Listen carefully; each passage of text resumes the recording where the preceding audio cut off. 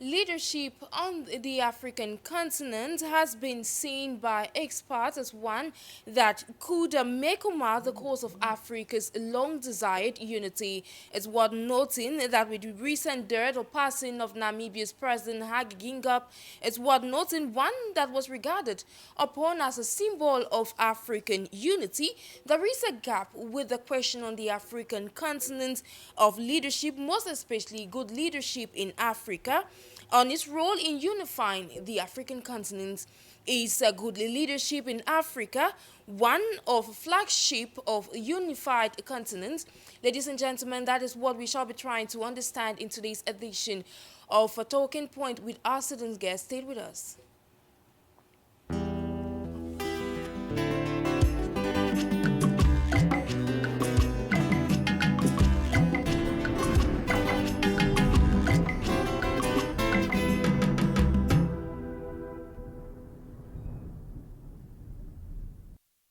Hello, Africa and the world. Thank you immensely for joining us on the fresh dose of Talking Point over your number one Pan African channel for you Media Africa. Well, first of all, I apologize for the late start, but then we're going to be discussing the course of today's edition. If good leadership is, of course, a blueprint for a unified African continent. This follows the passing of Namibia's president, who was regarded as one of the key figures in Africa's unity. These or is all these necessary or good leadership necessary for the African continent, especially at a time when the continent is on the crossroads of deciding for its own future, is what we shall be trying to analyze in the course of this edition. We have as guests this afternoon, first and foremost, we have Dr. Stanley Fongot, who is a Pan-Africanist, joining us all the way from the U.S. Greetings to you, sir. For having me, and thank our viewers as well, and thank my co-panelists for joining the conversation.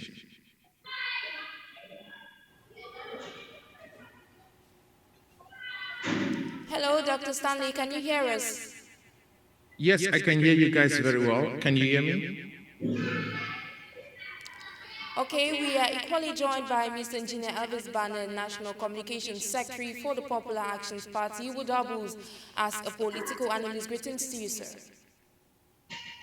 Good afternoon, Sharon. Good afternoon to my co-panelists, and of course, a special afternoon to all viewers of For You. It's a pleasure to be with you on your platform again today. Invitation. Ladies and gentlemen, in a bid to comprehend today's topic of discussion of why good leadership is essential for the unity of the African continent, let's welcome this report done for us by Widow Van Berry.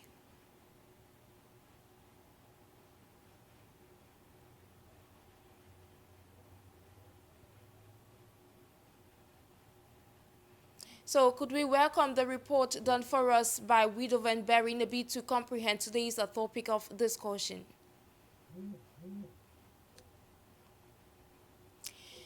Without further ado, while we wait on that report, Good leadership in Africa, a blueprint for a unified continent, is an expansive and complex topic that requires a comprehensive approach. It involves addressing various sides such as political, economic, and social aspects, as well as considering the diverse cultures and histories across the continent. Effective, visionary, and inclusive leadership can bring together the diverse nations and cultures within Africa, fostering a sense of unity and common purpose.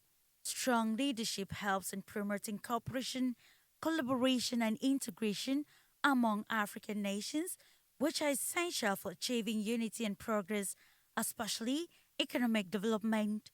Faced with the present geopolitical stakes and multilateralism in Africa, there is a need for African leadership to prioritize the well being and development of their people, to further bridge the gaps that have historically divided African nations. United for a cause, good leadership could play a crucial role in addressing the challenges that hinder African unity, such as conflict, economic disparities, and political instability. Through diplomatic effort and strategic decision making, leaders can therefore work together towards resolving conflicts, promoting economic development, and strengthening institutions to create a more stable and unified Africa, while highlighting the continental free trade area as one historic agenda that could foster integration across Africa. It's optimal to underscore that ethical and inspiring leaders can unite people behind a shared vision for the continent's future, instilling a sense of pride and belonging among African citizens. Thus, by promoting inclusive policies and fostering a spirit of togetherness, leadership can contribute to building a more unified and prosperous Africa for Africans.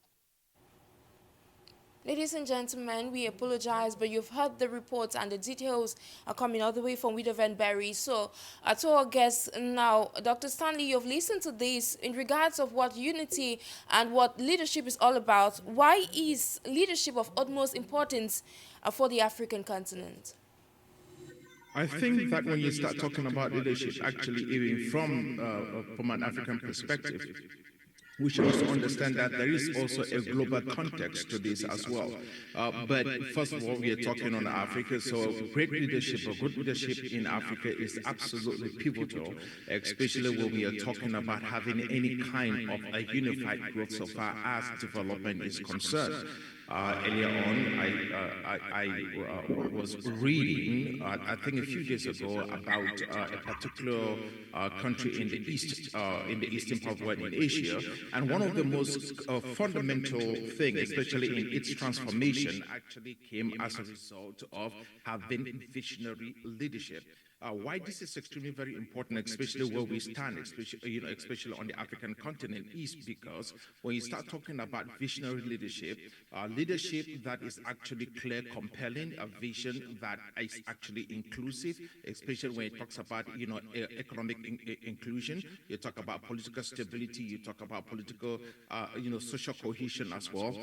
There has to be a way in which we basically farm leaders, if I would use that word. We have to farm leaders, we have to cultivate leaders on the African continent, with a clear vision, leaders who are actually visionary, people who can actually have the continent at heart so far as its leadership is concerned, but doing so, including our diverse cultures, our language, and also the histories, which is quite rich on the African continent.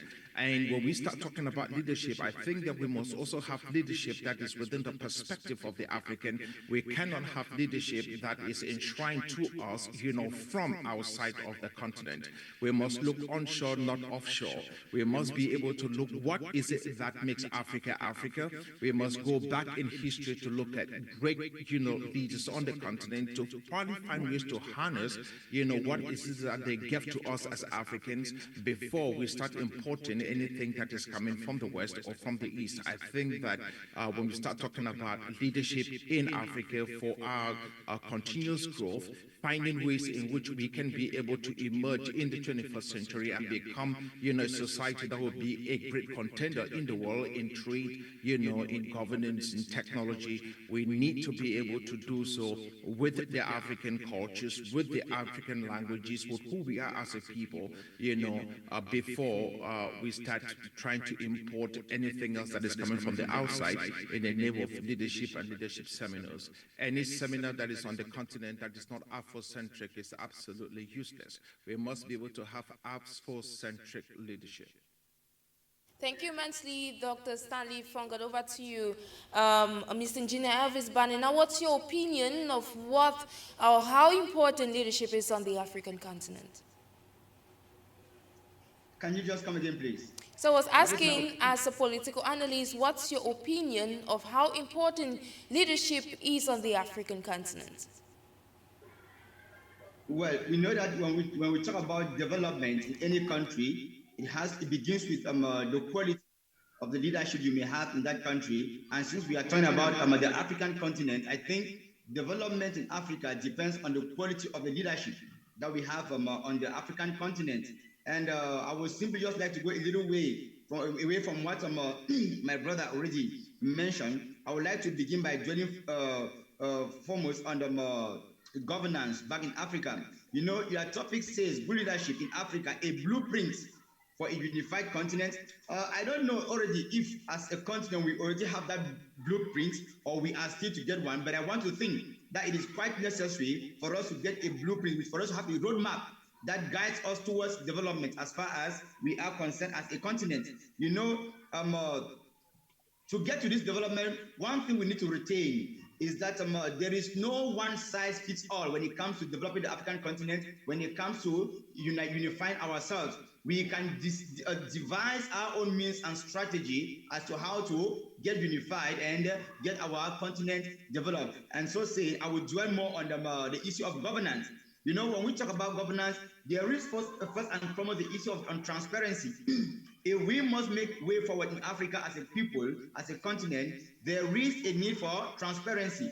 Because when we look at the different governments that we have in the different countries on the African continent, most often than not, you cannot trace anything when it comes to the management in those different countries. There is no transparency, there is no accountability. And in a government or in a country or continent where the leaders are neither transparent nor accountable in the way they do their things, it becomes very, very difficult. So we are therefore calling on leadership to be transparent, on leadership to be accountable to the masses. In that case, we know that we are taking a step in the right direction. Secondly, corruption in Africa has become a norm. It has become a culture. That is something we need to keep aside if we want to see Africa unite and grow forward. Because when we talk about a unified continent, you know, there are countries that will, or leaders, sorry, there are leaders that will fight some of these advances that are being made by other leaders because they know the systems where they come from and they know that the opacity that reigns around them and in their governance permits them to be able to satisfy themselves as individuals and not their nationals and not the continent. So there is a need for African leadership to be able to put in place powerful institutions that can fight corruption on the continent, and by so doing, I think we shall equally be taking another step in the right direction. And talking about institutions here, we have a problem on the African continent, where at the end of the day, we have the impression that our institutions do not wield any power of their own. We need to have institutions that are stronger than individuals, not a continent or countries where we have individuals that can do and go away with institutions quite seated that do not have any powers of theirs. So we need powerful institutions and not powerful individuals. We have, for instance, in my own country here in Cameroon, institutions that have been put in place, for instance, to fight corruption, but they lack the powers to be able to prosecute those that have been found wanting, because the decisions must be given by individuals, maybe the head of state particularly, before the wanting persons or personalities can be called to book or things of that nature. So we need institutions that have powers of their own, you see, that can take certain decisions to the best interest of their entire community. Then, of course, lastly, if we want to make way forward as a continent, there is a need for participatory governance. We should put in place a system of governance where every other person can be part of the governance system or the governance the governing machinery. It should not be systems of governance where some individuals sit up there, they decide what they think could be good for every other person and they impose it on us as a people. No, we need a system of governance where every other person's voice is being heard and taken into account when it comes to the smooth functioning of the society and of course the African continent as a whole. So I think Sharon, for the first part of my intervention, I want to stop there for now. Thank you immensely for your brilliant contribution. Over to you, Dr. Stanley. Now, in your opinion, you've listened to your co-panelists and the various points he had to share.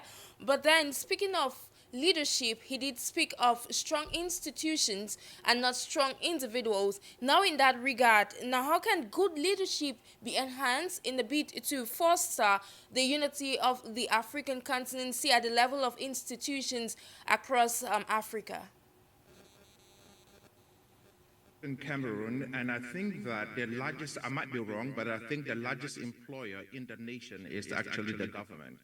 And in any society where you have that actually being the case, there is no way you can actually talk about any kind of growth or development within a society like that. It is absolutely, well, the public sector becomes the greater recruiter. That is actually quite shameful, which means that the private sector is it's wasting. The private sector does not have the capacity to be able to contribute positively, especially when it comes to economic growth and development.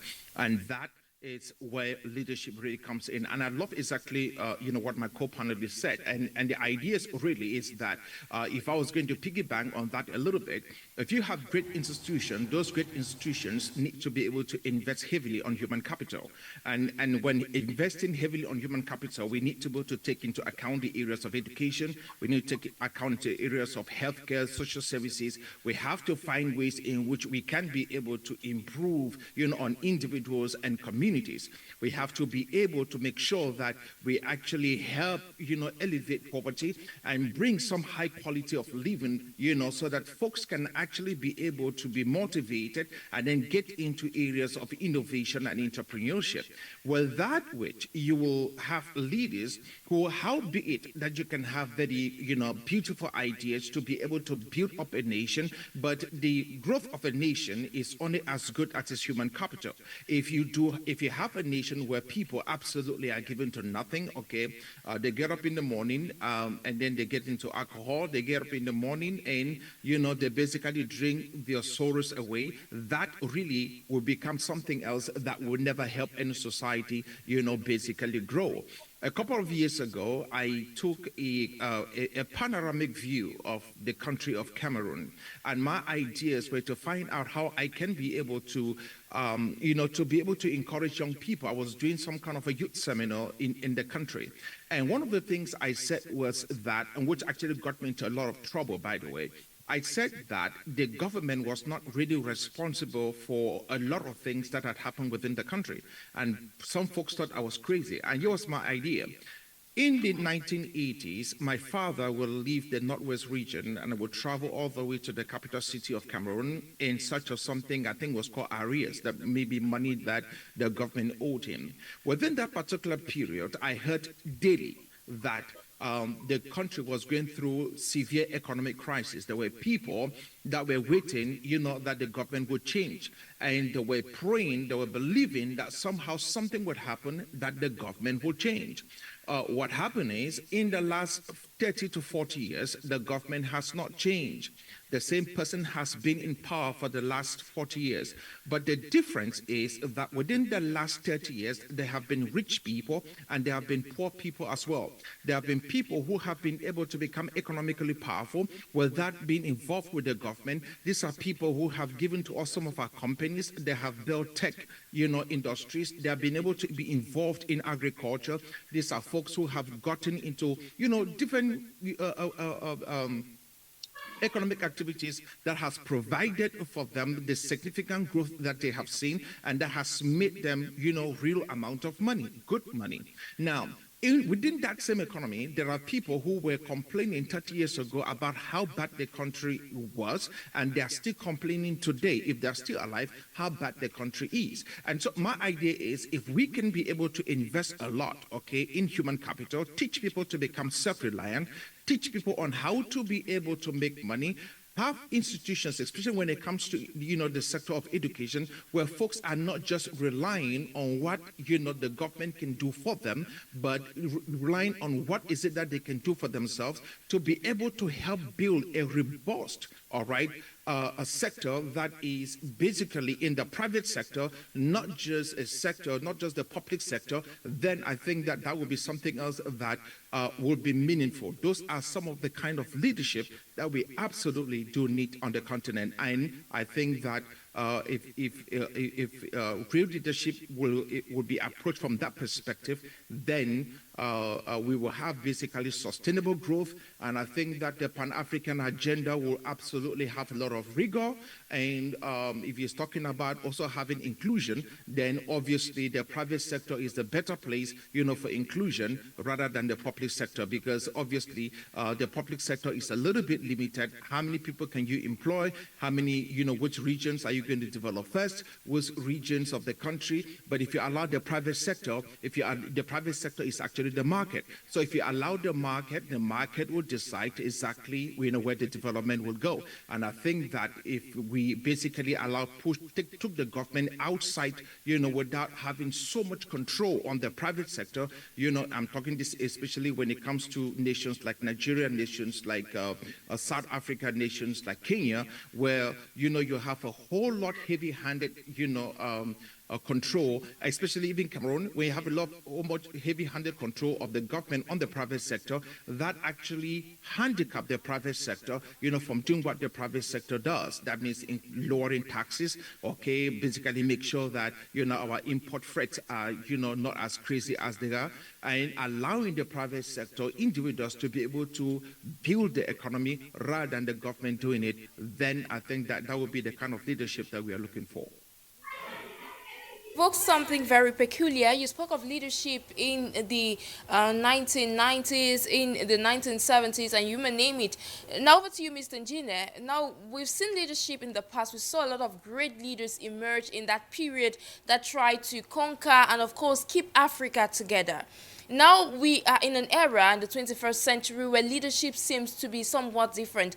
Could we say that amidst the various leaders we're seeing are coming up strong in recent times, they are able to steadfast fight against unity, or say fight together, so that Africa stays one and indivisible? Well, madam, I really don't know if I have gotten your question well. There is a communication problem here. But if your question has to do with if I think that the present leadership is one that can unite Africa, I don't know if that was a question. Yes, it was. Okay. Well, so far, I would not want to be totally affirmative to say that the present leadership across the African continent is one that can unite the continent.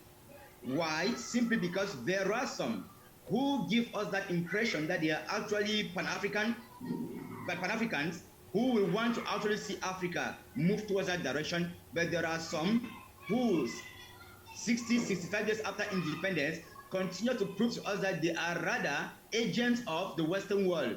So at that level, I think that my answers cannot be totally affirmative. But I think that when we look at the youthfulness in Africa today and the mentality that we see with the youth, with the young, I think that as time goes on, we are moving towards a united Africa. It's true that it is not easy. It's true that the battle is not an easy one. But one thing that is good is that we see African youth on a daily basis growing more and more conscious as to who they are. They assume their Africanness and want to live it fully. They want to take full responsibility. And that's why you see, though in certain countries, especially the Francophone countries like in Central Africa, though the political engagement there by the young is still somewhat timid, but generally, the general outcry is that the present leadership is not the best, and they want people who can be more African and, of course, lead us therefore towards that united African. But now, to come back to our topic per se, I want to also think that if to say, do I think that the present leadership can be able to lead us? I think that there are signs.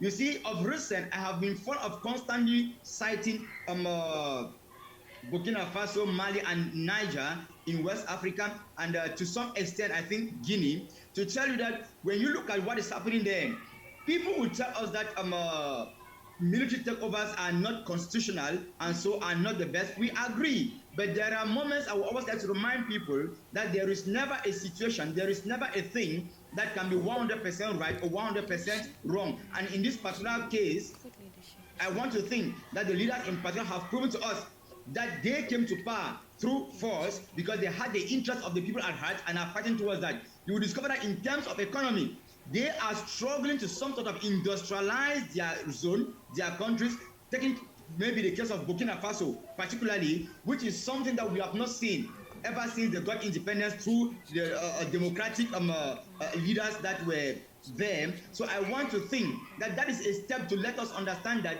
if we can industrialize our countries, if we can industrialize the African continent, then of course it will go a long way, like my co-panelists already say, to create jobs. You see, it will create jobs for Africans. It will reduce the rate or degree of poverty on the continent. Industrialization alongside the educational system will give room for innovation.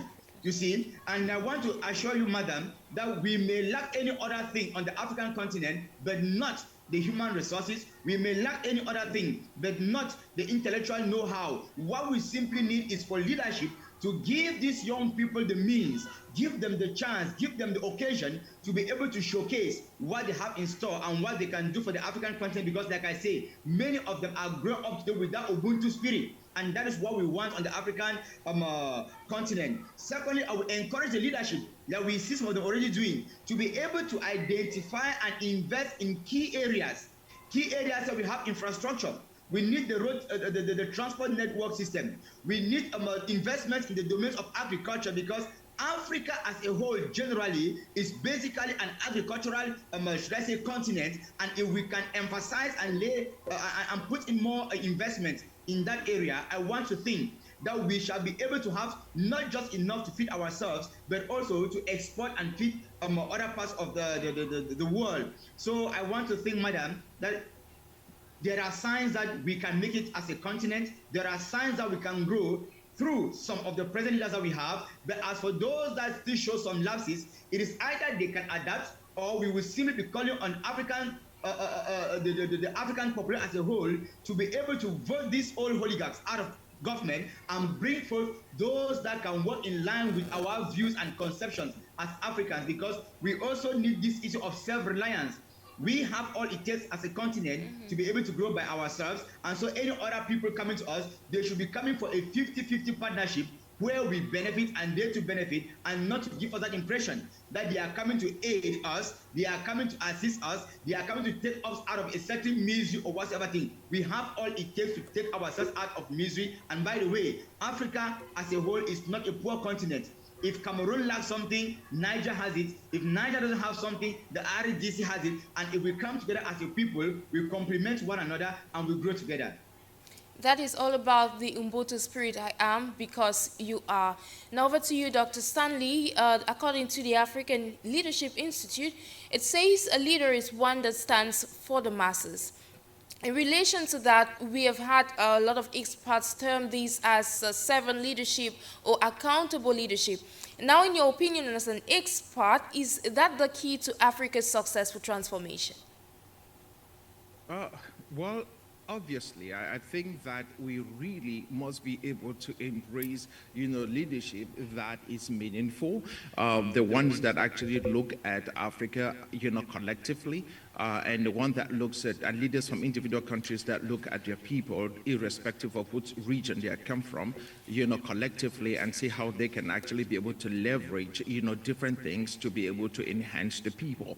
I really love listening to what my brother was saying. One of the most fundamental thing, I think that is a huge problem, is that we can't even harness anything that we actually do have on the continent, to our own favor. The continent is not poor, for sure. We are the richest in the world. And not just that we are the richest, also even in human capital.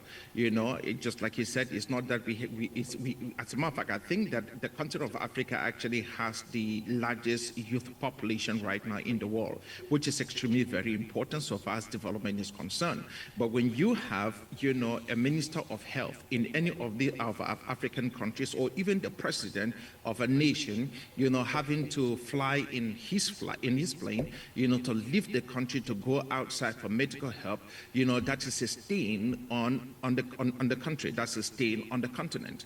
All right. When you have the minister of health, okay, I can understand maybe the president, but the minister of health, your primary objective is to make sure that we have the best hospitals. Your primary objective is to make sure that your country has the best hospital.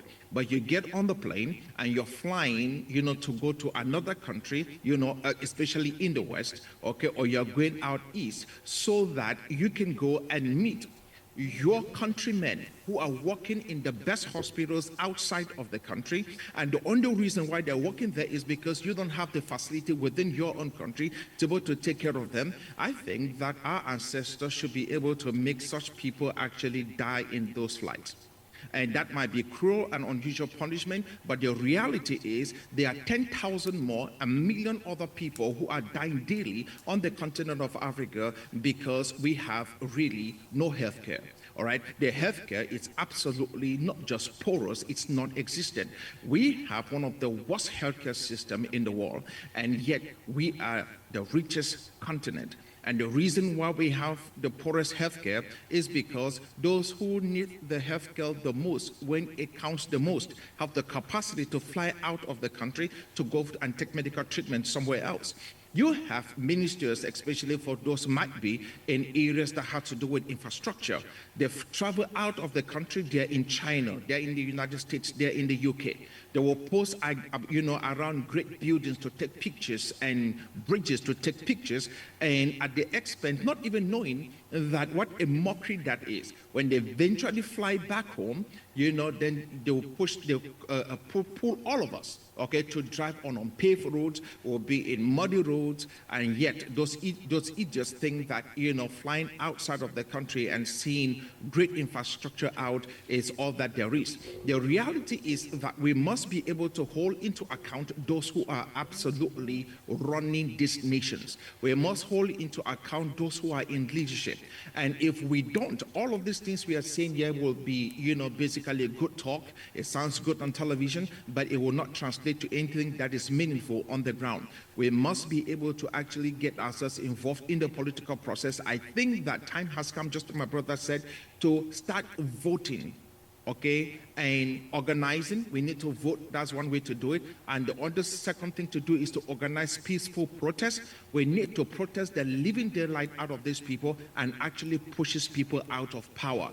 You cannot be a minister of anything for 1 year and there is no measurable, tangible thing that you have done for that particular period. You cannot be the minister of what God knows what, and let's say health, and we cannot be able to see a hospital that is, a world-class standard hospital with all the amenities and facilities and technologies that is needed in the 21st century, to basically heal and treat many diseases. If we still have to leave a country and fly somewhere else for medical help, then there is no reason why we should actually have a Minister of Health in any of the African countries. That is a valid concern, and I think that the more we talk about this without real action, like literally protesting, like literally calling these men out, whatever their name is, will just be, pure talk. But I think that we need to match that talk with a little bit of action. Now, when someone listens to you speak, you obviously show that there are a lot of lapses when it comes to good leadership on the African continent. And this is going to lead me to my next question with you, Mr. Engineer. You've listened to the suggestions or say the comments of your co-panelists.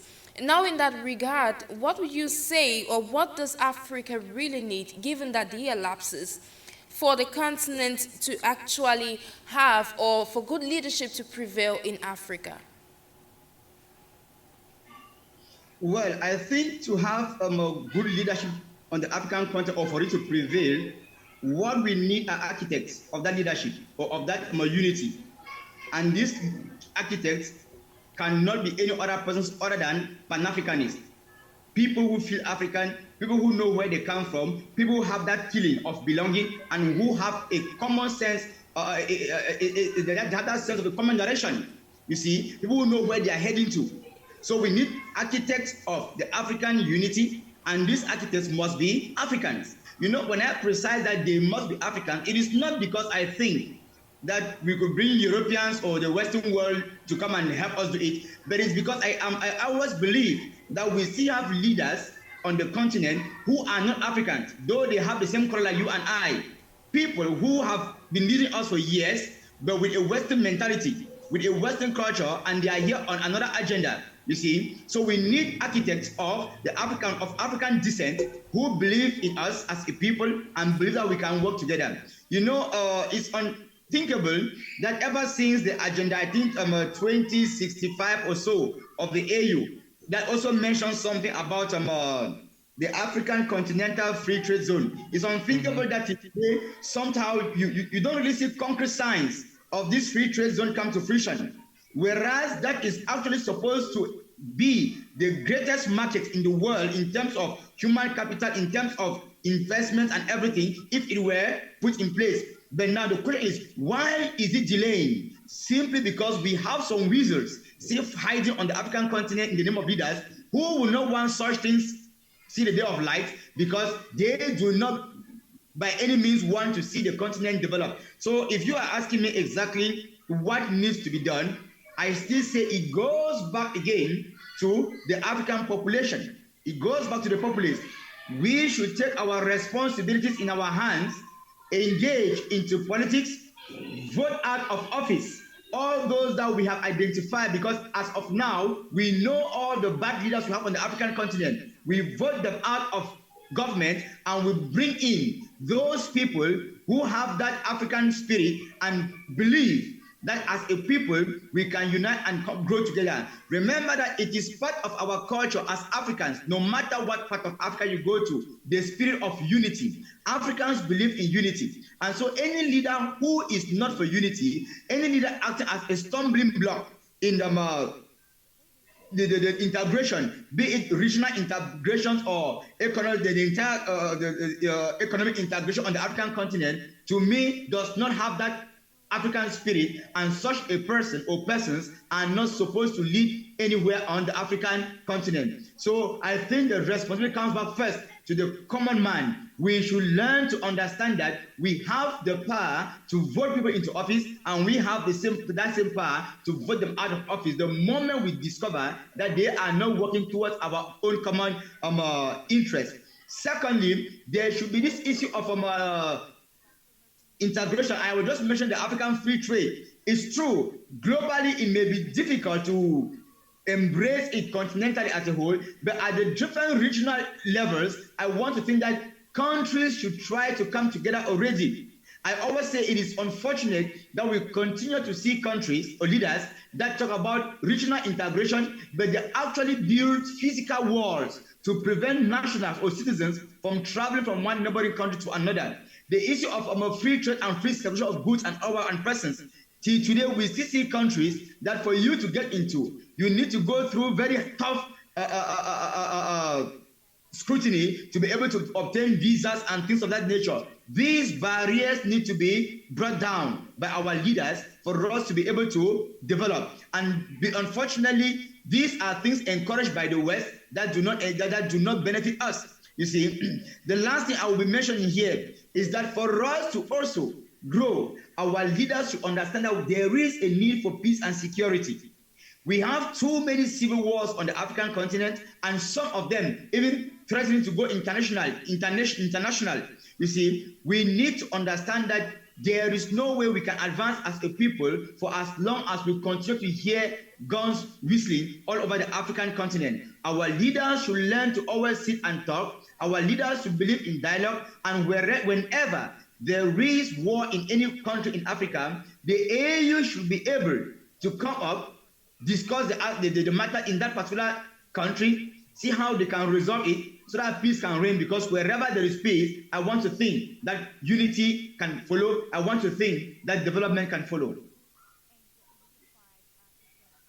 Ladies and gentlemen, if you're just joining us, this is Talking Point on For You Media Africa, where today we're discussing good leadership in the African continent, and we're indeed asking the question if it's a flagship for the unity of Africa. We have seasoned guests here bringing to the table their insights with regards to today's topic of discussion. As we gradually conclude today's edition, Mr. Dr. Stanley Fongot, I'd like to ask you one last question. In your opinion, having gotten the suggestions of Mr. Engineer's civic engagement, integration, as well as others, what do you think is the way forward? I think the most important thing, two things. We have to basically embrace Pan-Africanism. As a matter of fact, this ideology is absolutely beautiful. It's needed to build a firm solidarity on the continent of Africa, and also to be able to build solidarity among Africans that are in the diaspora. And the reason is because if you look at the economic spending power of Africans who are in the diaspora, if you look at the technological prowess of Africans who are in the diaspora, they are leading major tech companies. And if we're able to include them as part of whatever it is that we are trying to do on the African continent, then that will basically help us, especially for the African continent to have a development, and also become self-reliant, away from every encroachment in terms of technology, in terms of finance, that might be coming from outside of the continent of Africa. As much as we push for individual lives to become self-reliant, as long as we push for communities to become self-reliant on the continent on itself, in different countries rather, the continent by itself should also become self-reliant. I am also going to push a lot that we need to be able to start talking about some kind of a digital transformation. We must be able to embrace technology. Technology is vital. This is absolutely a must-have on the continent for us to be able to compete in the 21st century. We need to be able to invest heavily in digital technologies. We need to be able to enhance almost every single area, of our lives. We talk about sectors like the mining sector. We talk about sectors like agriculture, all right, even governance. Most of the fraud we have today is because, we're still managing with paper ballots. We don't know who voted, how many people voted. We can't tally anything because there is really no serious tech solution in the background that will be able to help us have free and fair elections. In the areas of technology, we have so limited in many ways, and yet there are so many tools right now out there that can actually be able to improve and increase our crop yield, and also give us that we can not just feed ourselves but also export as well.